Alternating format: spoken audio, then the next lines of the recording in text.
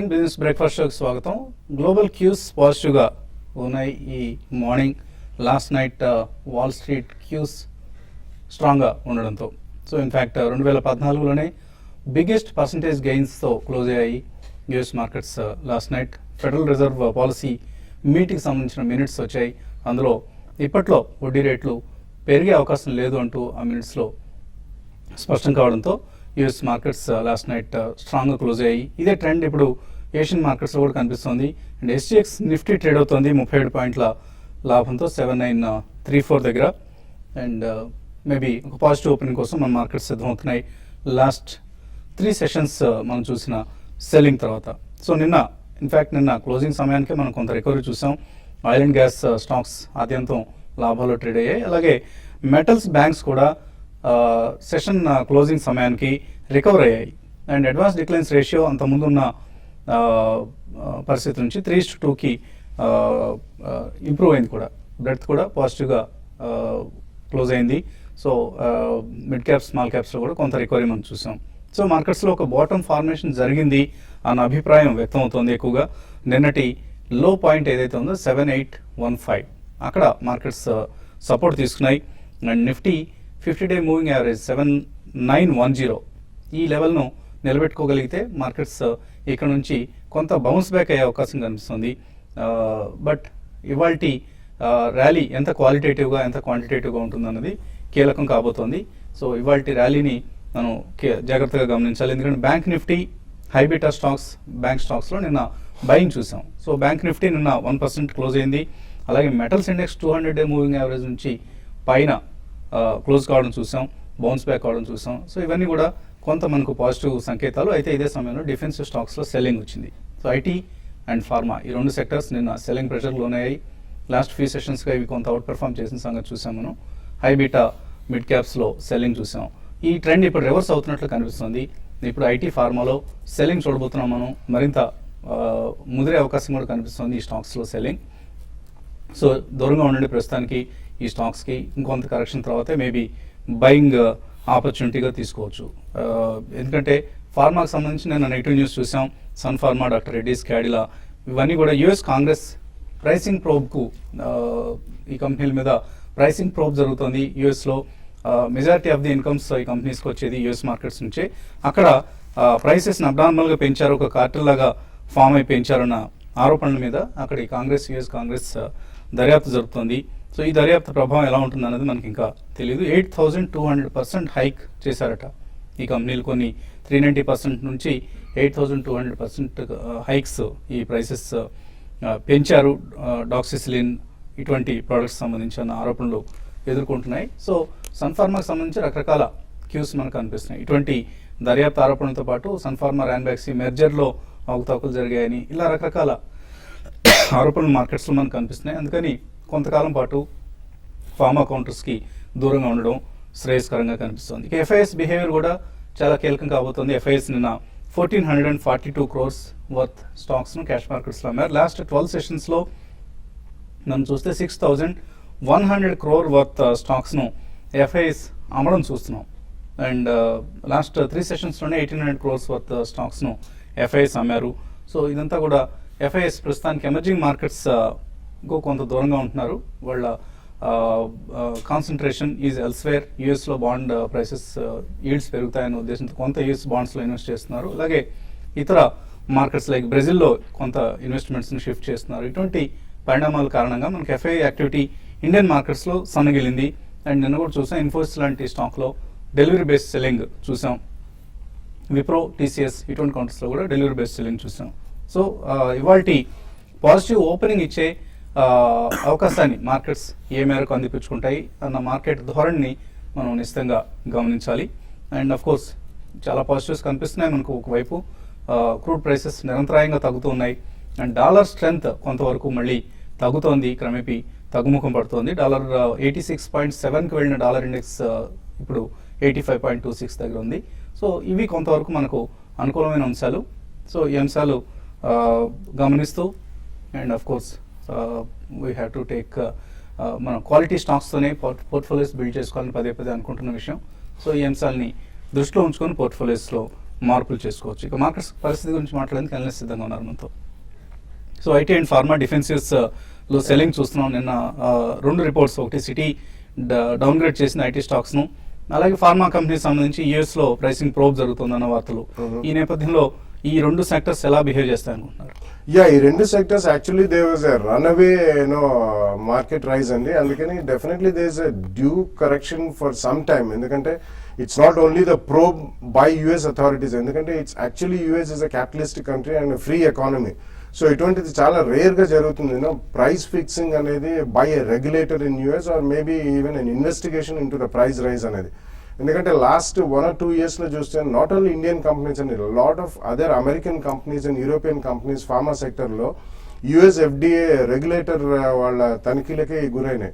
So they was a lot of shortage of medicines in US. So suddenly definitely ఎక్కడైతే మనకి shortage ఉంటుందో, demand పరంగా పెరుగుదల ఉంటుందో, ప్రైజెస్ అనేది definitely some companies will rise. అంటే అక్కడ డిస్ట్రిబ్యూటర్స్ ఉంటారండి. డైరెక్ట్ మార్కెట్ మన ఇండియన్ కంపెనీస్ బ్రాండ్ సెల్లింగ్ అనేది చాలా తక్కువ. ఈ మధ్య కాలంలో కొద్దిగా ఎమర్జ్ అవుతుంది. Maybe like Sun Pharma and Lupin ఇటువంటి వాళ్ళు they are marketing their own branded generics. అది పక్కన పెడితే I don't think this will have a major negative impact on the Indian pharmaceutical sector per se. కాబట్టి this is definitely an opportunity. మీరు ఇప్పుడు అన్నట్టు one can definitely utilise this opportunity to buy some quality stocks over a longer period of time, next 2-3 years వ్యూలో పెట్టుకుని. అలాగే IT చూసుకుంటే మనకి కొద్దిగా డాలర్ ఇండెక్స్ అనేది స్ట్రెంగ్త్ వీక్ అవ్వడం మనకి నెక్స్ట్ ఫ్యూ వీక్స్ లో కనిపించవచ్చు. ఎందుకంటే నిన్న ఫెడ్ వాళ్ళు చాలా they were apprehensive about the future growth of the world markets. And IMF వాళ్ళు ఇచ్చిన రిపోర్ట్స్ ప్రకారం ఒకవేళ మనకి వరల్డ్ లో రిసెషనరీ ట్రెండ్స్ కనిపిస్తాయి across the geographies and dollar strength కనిపిస్తే definitely it's going to be bad for US economy అని చెప్పి వాళ్ళు రియలైజ్ చేశారు. అందుకని డెఫినెట్లీ మనం డాలర్ వీక్నెస్ కొద్దిగా చూసే అవకాశం ఉంది. So that will have an impact on even IT sector. So ఈ రెండు సెక్టర్లు definitely they are defensive and they are going to do well over a longer period of time. తాత్కాలికంగా మాత్రం definitely this fall should be used. And overall market చూసుకుంటే మాత్రం మనకి this is I think definitely a pull back rally అండి. Eventually it's only the fundamentals that will rule the market అని మనం చెప్తూనే ఉన్నాం పదే.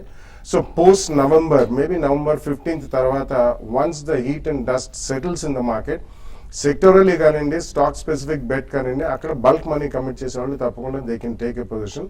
ఈ లోపల మాత్రం definitely they can keep the stocks on the radar. SIP వాళ్ళు they can definitely go and do it on every fall. So high beta mid cap stocks లో తిరిగి యాక్షన్ చూస్తున్నాం మనం. ఎటువంటి ట్రేడింగ్ పొజిషన్స్ తీసుకోవచ్చు ఈ కౌంటర్స్ లో?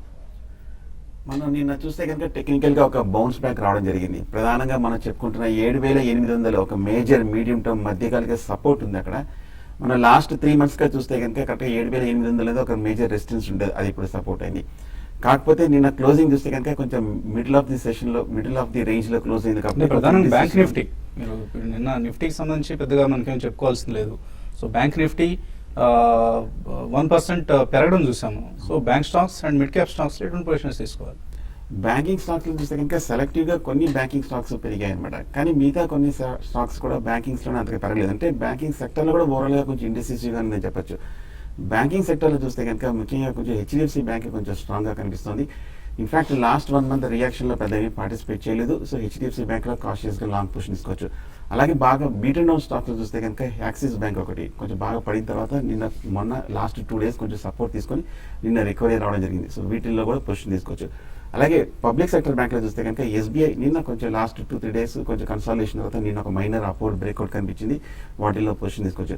ఇక మిగతా సెక్టర్లకు వస్తే కనుక స్టీల్ ఒకసారి గమనిస్తే కనుక జేఎస్డబ్ల్యూ స్టీల్, టాటా స్టీల్ ఈ రెండు స్టాక్స్ ఓవర్ సోల్డ్ పొజిషన్లో లాస్ట్ 1 month ఫెనామినల్ గా పడి 2 రోజుల్లో కొంచెం కన్సాలిడేషన్ అయ్యి నిన్న రివర్స్ అవ్వడం జరిగింది. ఇందాక నిఫ్టీ ఎందుకు చెప్పాల్సి వచ్చిందంటే కనుక బ్యాంకింగ్ స్టాక్స్ లో కొంచెం పెరిగినప్పటికీ ఓవరాల్ గా నిఫ్టీలో ఇంకా వీక్నెస్ కనిపిస్తుంది. అంటే నిఫ్టీలో వీక్నెస్ ఉంది కాబట్టి ఒకవేళ ఈ stocks weakness was because of IT stocks. But overall గా నిఫ్టీలో తగ్గిన 9 stocks were IT and pharma. IT pharma ఉన్నప్పటికీ event there in IT stocks లో మీకు సిటీ డౌన్గ్రేడ్ చేయడం కావచ్చు, అలాగే ఫార్మాకి సంబంధించి ఒక ప్రైసింగ్ ప్రోబ్ జరగడం కావచ్చు. అందువల్ల నిఫ్టీ తగ్గింది, not because of other reasons. But IT stocks ఎందుకు పెరిగాయి అంటే బేసికల్ గా last 1 week earnings results positive గా వస్తున్న నేపథ్యంలో ఓవర్ బాట్ పుష్కి వచ్చేసాయి. వాటిల్లో కొంచెం రేపు రిజల్ట్ వస్తుంది కాబట్టి కొంచెం ముందుగానే ట్రేడర్స్ కొంచెం అప్రమత్తంగా ప్రాఫిట్ బుక్ చేస్తున్నారు. అందువల్ల బేసికల్ గా ఐటీ కూడా పడటం జరిగింది. బట్ కానీ ఓవరాల్గా చూస్తే కనుక నిఫ్టీ కూడా 50 డేస్ మూవింగ్ యావరేజ్ కిందే ఉంది కాబట్టి కొంచెం కాషియస్గా ఉంటే మంచిది. నెక్స్ట్ ఫ్యూ డేస్ కన్సాలిడేషన్ 7,900 ఇవాళ పరీక్షించే అవకాశం ఉంది. 7900 పైన కనుక ఉందంటే కనుక మార్కెట్ షార్ట్ టర్మ్లో కొంచెం పాజిటివ్ జోన్లో ఎంటర్ అయినట్టే, లేదంటే కనుక మళ్ళీ అప్రమత్తంగా ఉంటే మంచిది. కాలర్స్ లైన్ ఉన్నారు. ఫస్ట్ కాలర్ రామాంజనేయులు లైన్ ఉన్నారు. Hello, okay sir. అడగండి రామాంజనేయులు. సార్ మేము ఆన్లైన్ ట్రేడింగ్ చేస్తుంటాం సార్. నేను నా స్క్రీన్ మీద ఒక ఈపీడీ, దానికి సంబంధించిన ఫీచర్, దానికి సంబంధించిన కాల్స్, దానికి సంబంధించిన పుష్లు పెట్టుకుంటాను సార్. ఏదైనా ఒక positive news sir, negative news విన్నప్పుడు ఒకేసారి ఆ నంబరింగ్ లో ఎందుకు మార్పు వస్తుంది, ఎట్లా సాధ్యం సార్ అది?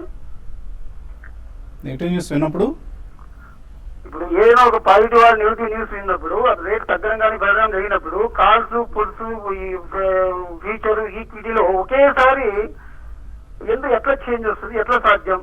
ఇప్పుడు ఎంతమంది, ఎన్ని వేల మంది ట్రేడింగ్ చేస్తుంటారు కదా, అందరూ ఒకటేసారి రియాక్ట్ అయినట్లు దాని అర్థం. సో ఎవరూ తక్కువ కాదు ఇందులో. ఈక్విటీలో చేసేవాళ్ళు కంటే క్యాష్ మార్కెట్ చేసేవాళ్ళైనా, ఫీచర్స్లో పొజిషన్స్ తీసుకునే వాళ్ళైనా, పుట్స్ కాల్స్లో పొజిషన్స్ తీసుకునే వాళ్ళైనా అందరూ రియాక్ట్ అవుతారు ఒకటేసారి. అది న్యాచురల్గా జరిగే పరిణామం. అందులో ఆశ్చర్యపోవాల్సిన పరిస్థితి లేదండి.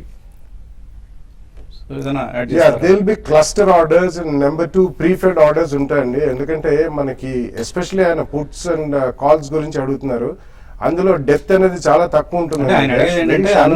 అన్ని సెగ్మెంట్స్, ఇటు ఈక్విటీ కావచ్చు, అటు ఫ్యూచర్స్ ఏదైనా కానీ అండ్ ఆప్షన్స్, అన్ని సెగ్మెంట్స్ ఒకటేసారి ఎందుకు రియాక్ట్ అబ్సల్యూట్లీ. ఎందుకంటే clustered orders and prefed orders ఉంటాయి. So they will be a machine reaction. It's not అంటే మనం ఇండివిజువల్లీ పంచ్ చేయడానికి టైం పట్టినా కానీ ఆ మిక్స్డ్ రియాక్షన్ మూలనే you can see the rapidity of change and across the sector or across the complete market also. System అండి. ఇప్పుడు అంతా మెషిన్ ఒకటేసారి అందుకుంటాయి. అబ్సల్యూట్లీ స్పీడ్స్ పెరిగాయి అండ్ కంప్యూటింగ్ స్పీడ్స్ పెరిగాయి కాబట్టి you can see that on the screen in a very sudden burst of movement.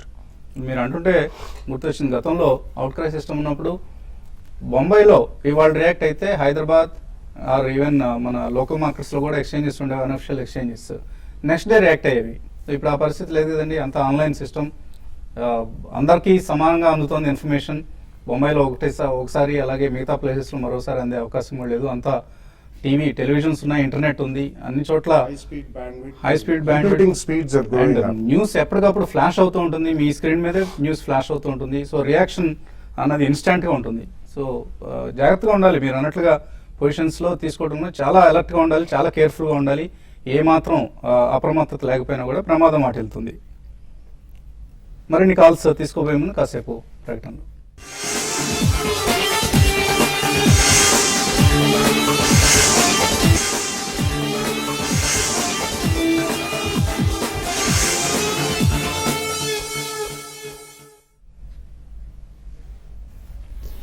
News breakfast తిరిగి స్వాగతం. ఎస్ఎక్స్ నిఫ్టీ ట్రేడ్ అవుతుంది 30 పాయింట్ల లాభంతో 7930 దగ్గర.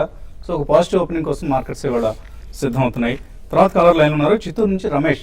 హలో సార్, నా దగ్గర జేపీ అసోసియేట్స్ 1000 నిన్ననే బై చేశాను సార్. ఉంచుకోవచ్చా, తీసేయచ్చా? ప్లస్ అనంతరాజు కూడా 58 లో తీసుకున్నాను, ఇప్పుడు తగ్గిపోయిందండి. కొద్దిగా మళ్ళీ హైబీటాలో ఇంట్రెస్ట్ కనిపిస్తోందండి. మేబీ ట్రేడింగ్ బౌన్స్ బ్యాక్ వచ్చే ఛాన్సెస్ కనిపిస్తున్నాయి. జేపీ అండ్ అనంతరాజ్ ఏం చేయాలి? జేపీ బాగా పడిన తర్వాత ఈ 2-3 రోజుల్లో కరెక్ట్గా 25-26 దగ్గర కొంచెం సపోర్ట్ తీసుకొని నిన్న కొంచెం వాల్యూమ్స్ తోటి కొంచెంగా పెరగడం జరిగింది. లక్కీగా నిన్న కొంచెం లో ప్రైస్లో తీసుకున్నారు. నా ఉద్దేశం ఒక రిలీఫ్ ర్యాలీ వచ్చే అవకాశం ఉంది. రిలీఫ్ ర్యాలీలో నా ఉద్దేశం మీరు షార్ట్ టర్మ్లో ప్రాఫిట్ బుక్ చేసుకుని ఎగ్జిట్ అవ్వడమే మంచిది. అలాగే అనంతరాజ్ కూడా మనం చూసాము బాగా కొంచెం తగ్గుతూ లాస్ట్ 1 వీక్గా చూస్తే కనుక కరెక్ట్గా 50-53 మధ్యన కొంచెం కన్సాలిడేషన్ అయ్యి కొంచెం సపోర్ట్ తీసుకోవడం జరిగింది. 52 దగ్గర సపోర్ట్ ఉంది కాబట్టి ఇక్కడ నుంచి ఒక రికవరీ అయ్యే అవకాశం కనిపిస్తుంది. ఏమాత్రం ఒక రీబౌండ్ వచ్చి 60 ఆ లెవెల్కి వస్తే కనుక ఎగ్జిట్ అయిపోవడం మంచిది. కానీ 51 కింద కనుక 1 or 2 డేస్ క్లోజ్ అవుతాయి మటుకు షార్ట్ టర్మ్ ఫర్దర్ కరెక్షన్ వచ్చే అవకాశం ఉంది. సో మీ ట్రేడింగ్ పొజిషన్స్ అంటున్నారు కాబట్టి కొంత స్టాప్ లాస్తో వీటిని హోల్డ్ చేయండి. ర్యాలీలో ఎగ్జిట్ అయిపోవచ్చు. వాజిద్ మహబూబ్నగర్ నుంచి. హలో వాజిద్, అడగండి. హలో హలో, అడగండి, వినిపిస్తుంది. సార్ నమస్తే సార్. నమస్తే సార్, ఇది నిఫ్టీ కాల్ ఆప్షన్ 8050 ఉన్నాయి సార్ నా దగ్గర 4 లాట్లు. అది 120లో బై చేశాను. తీసేయమంటారా ఉంచమంటారా సార్? కాల్ ఆప్షన్ 8050 వస్తే రికవరీలో బహుశా మార్కెట్లో ఇవాళ కానీ రేపు కానీ రావాలండి. ఇవాళ రేపు చాలా కీలకము. నా ఉద్దేశం ఇవాళ రేపు కనుక స్ట్రాంగ్గా క్లోజ్ అయిన మటుకు నెక్స్ట్ వీక్ క్యారీ ఫార్వర్డ్ చేయొచ్చు. లేదంటే కనుక రేపు మిడ్ సెషన్ తర్వాత కనుక మళ్ళీ ఏమైనా వీక్నెస్ కనిపిస్తుందంటే కనుక క్లోజ్ చేసడం మంచిది. సో ఏమాత్రం ఒక రిలీఫ్ ర్యాలీలో ఎగ్జిట్ అవ్వడం మంచిది. వరంగల్ నుంచి ప్రసాద్ లైన్లో ఉన్నారు. Hello hello sir. అడగండి ప్రసాద్. సార్ ఈ ఎల్ఐసి హౌసింగ్ ఫైనాన్స్ 240లో బయింగ్ ఉందండి, నాది ప్రాఫిట్ లో ఉన్నాను. బై హోల్డ్ చేయమంటారా అమ్మాయిమంటారా? తర్వాత రిలయన్స్ ఇన్ఫ్రా నేను 720లో బై చేశానండి, మరి దీన్ని యావరేజ్ చేసుకోమంటారా? నేను లాంగ్ టర్మ్ ఇన్వెస్టర్ భారత్ అని. LIC housing, Reliance infra. LIC housing definitely మీరు హోల్డ్ చేయమని చెప్తానండి. రీసెంట్ టైమ్స్ లో ఆల్మోస్ట్ అబౌట్ 320-325 దాకా వెళ్ళి స్వల్పంగా రియాక్ట్ అయింది. 240లో తీసుకుని it's good price. Long term investor అంటున్నారు కాబట్టి డెఫినెట్లీ ఉంచమని చెప్తాను. రిలయన్స్ ఇన్ఫ్రా అడిషనల్ గా మాత్రం యాడ్ చేయొద్దండి. కరెంట్లీ ఉన్న స్టాక్ ఉంచండి. ట్రేడింగ్ బాండ్స్ లో I think you should come out of that and also invest in maybe IT company or a pharmaceutical or auto ancillary industry or even home finance lo apart from that Canfin Homes and GSC Housing Finance reasonably good reaction అయినాయి. So ఇటువంటి దాంట్లో పెట్టుకుంటే మంచిదండి. But additional గా మాత్రం Reliance Infra currently కొనద్దు. Last caller Prakasam జిల్లా నుంచి విద్యాసాగర్. హలో హలో, నమస్తే సార్. నమస్తే అండి, అడగండి. Hello, very good morning sir, all of you. Sir Bala sir గారిని రిక్వెస్ట్ చేస్తున్నాను సార్, 3 స్టాక్స్ గురించి అడగలుగుతున్నాను సార్. ఒకటి వచ్చి సోనా కోయా స్విమ్మింగ్ లైసెన్స్ 70 రూపీస్ లో కొన్నాను సార్.